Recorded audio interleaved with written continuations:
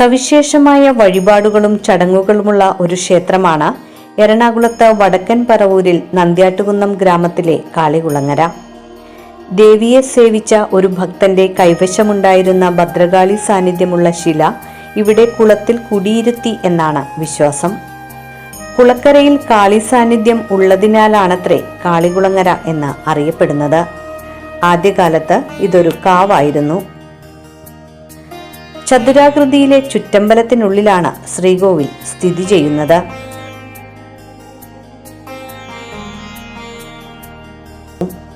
ശ്രീകോവിലിന്റെ വലതുവശത്തെ മുറിയിൽ ഉത്സവത്തിന് എഴുന്നള്ളിക്കുന്ന ഭദ്രകാളിയുടെ ദാരുവിഗ്രഹം.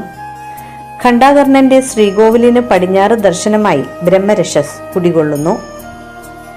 ധനുമാസം 29-ാം തീയതിയാണ് കൊടിയേറ്റം. കുംഭം 2 മുതൽ 12 വരെയാണ് പ്രധാന ഉത്സവം. മകരം 1-ന് കൊടിയേറിയാൽ മകരച്ചൊവ്വയ്ക്കും ഇവിടെ പൊങ്കാലയും തെണ്ടും സമർപ്പിക്കുന്നു.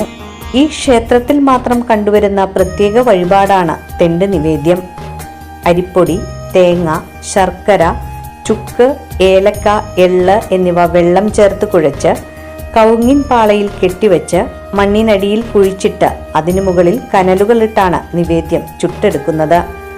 ഒരാളുടെ നീളത്തിലുള്ള തെണ്ടുവരെ ഭക്തർ വഴിപാടായി സമർപ്പിക്കാറുണ്ട്. കാലുവേദന, മുട്ടുവേദന തുടങ്ങിയ അസുഖങ്ങൾക്കാണ് കാൽത്തെണ്ട് നിവേദിക്കുന്നത്.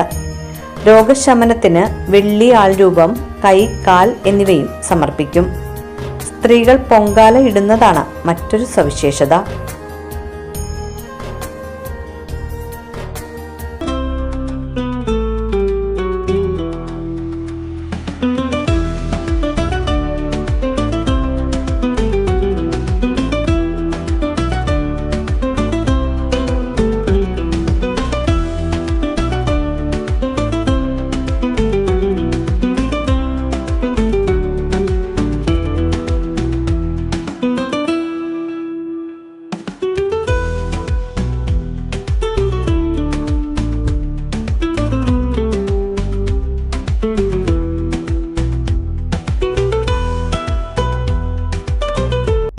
Era of visual storytelling begins.